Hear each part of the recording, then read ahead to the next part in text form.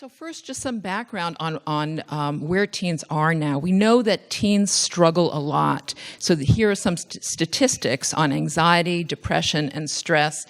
And we know that almost a quarter of all teens suffer from some kind of significant impairment.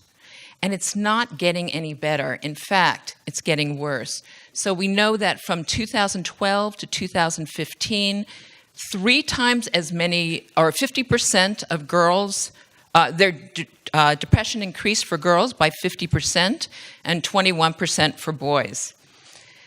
And here's the statistic that really gets to me. So in 2014, compared to 2007, 3 times as many girls and 2 times as many boys took their own lives. So I'm really floored by this statistic, as I'm sure you are. I hear your gasps.